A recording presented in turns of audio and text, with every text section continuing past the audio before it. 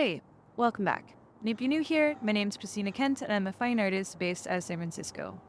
And recently, I've been dealing with a lot of difficult emotions, feeling really sad, really overwhelmed, a lot of kind of fears about the future, and and just like having a lot of these negative feelings that can sometimes almost take me away from my art practice. Like sometimes I kind of just want to go inward and hide, honestly. Um, and or sometimes it just saps my energy and it makes it feel hard for me to really connect with inspiration. And in these moments when I'm feeling really sad or really down or worried, art can be a really great way to sort of help connect me or ground me to the present moment and to more positive feelings and also just to a state of um, more stability so that I can figure out what to do to move forward and how to feel better.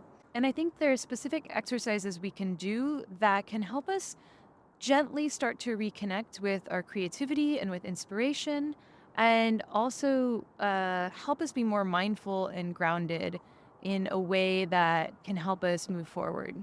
So, today I'm going to demo one of these exercises. It's kind of a cross between making art and meditation, two things that I really, really love. Um, and I think it's a great practice to do when you are feeling really down, maybe you're ruminating about a bunch of negative thoughts, and maybe making art just feels inaccessible to you in that moment, but you want to do something. I got the idea for this exercise from a book on mindfulness and art making.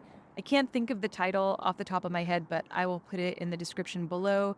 I know the book has some more exercises that you can try out too. So if you're curious, be sure to check it out. Okay, so what's the exercise? So in this exercise, as I said, it's kind of a cross between making art and mindfulness meditation. Basically, what we're going to do is we're going to practice being mindful of sounds. So by being mindful of what we're hearing in the moment, it's the cool thing about that is that it connects us to the present moment. So if we're ruminating on thoughts or we're catastrophizing on something negative happening, focusing on the present moment can help bring us back. And focusing on the senses is a really great way to do that. But we're going to add an art element to it. So we're going to be listening to the sounds that we're hearing and then using the paintbrush and using our paint, we're going to then be communicating those sounds and recreating them on the canvas. And I hope you feel zero pressure with this exercise. It's not about making a beautiful painting or trying to make a successful work of art. It's really just about listening and then communicating what we're hearing onto the page. So in that way, I also think it's a great exercise in not judging ourselves and just being with whatever's happening in the moment. For this exercise, I'm going to be painting with acrylic gouache in my sketchbook, but you can do it with watercolor, with oils, with acrylics, with colored pencils. If you want to do just black and white and focus on texture, you can do it with charcoal too. Really, whatever materials you have on hand, I think would work great. And for this exercise, you can do it right at home, although depending on your house, that might be really quiet. So I like to go out, like for this exercise, I'm going to go to my community garden where there's usually people walking around and birds, but also car sounds and things like that. A public park could also work really well. Anywhere out in the wilderness would be great. So find a location that you think works for you that has a good mix of sounds that you can be aware of. So grab your supplies and let's get started.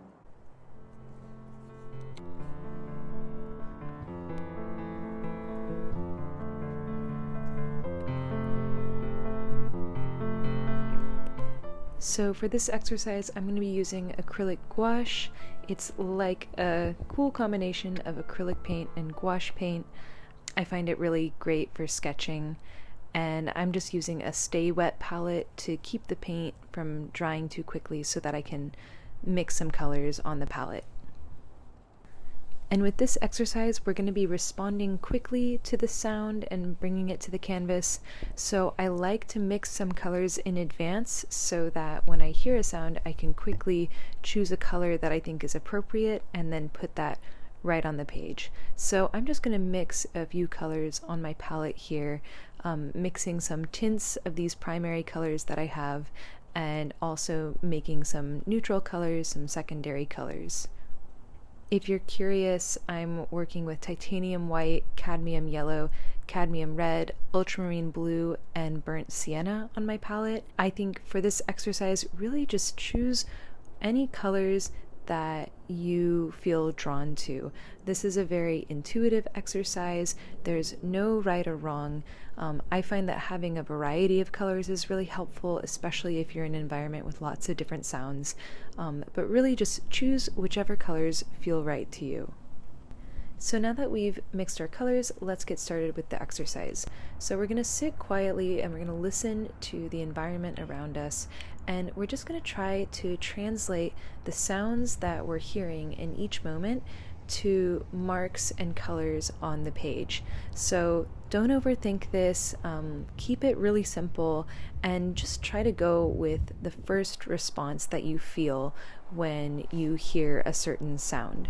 So I find, for example, I'm in my community garden, and the first sound that I'm hearing is sort of the rustling of the trees. So I kind of start out with a small brush, but the rustling of the trees, it feels like a larger swooping sound. So I switch to a larger brush, and it's trees, so green just feels like the right color for that. But then I also hear the sounds of the cars on the freeway, and that to me feels like a slightly darker color. It's also kind of a swooping sound, but it's a little bit darker, a little bit more muddled.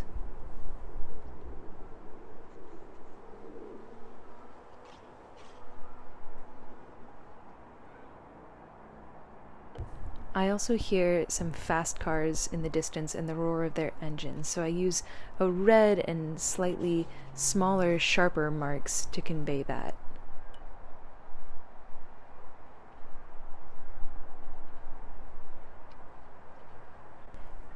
And my audio didn't quite catch it, but there was also sort of a beeping sound that came up in regular intervals, so I included that too. And so we just continue along in this way, choosing a color and a shape that just feels right for the sounds that we're hearing.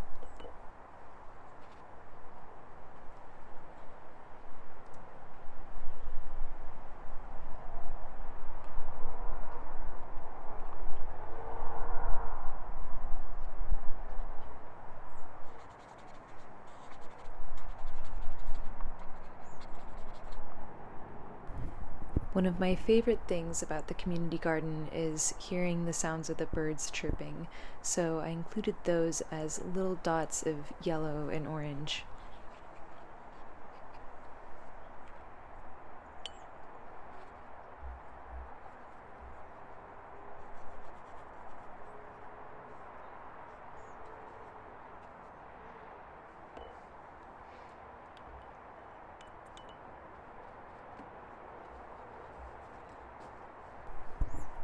Don't worry about trying to get the perfect color or make the perfect mark for the sound that you're hearing. Don't try to think too much about what your hand is doing.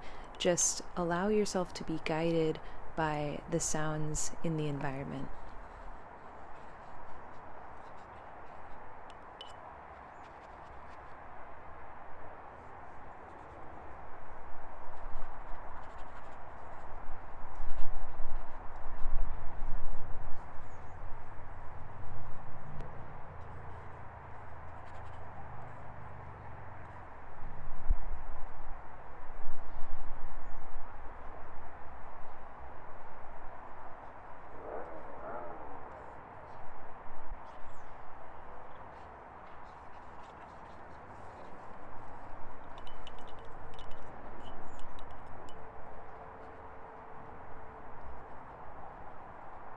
And remember, we're not worrying if the painting is good or bad. We're not worrying if we're making the best stroke or choosing the best color or not.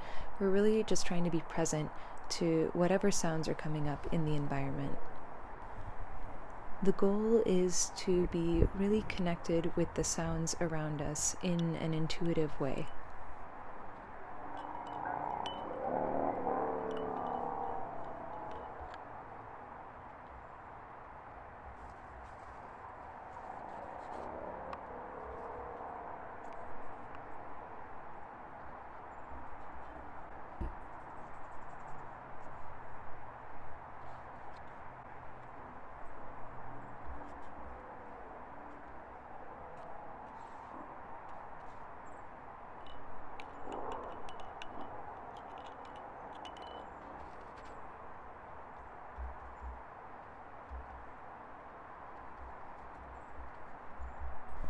As I continue to paint, I notice how the noise from the freeway and the rustling of the trees is kind of this underlying permeating sound, so I bring that more to the forefront with broad washes of color.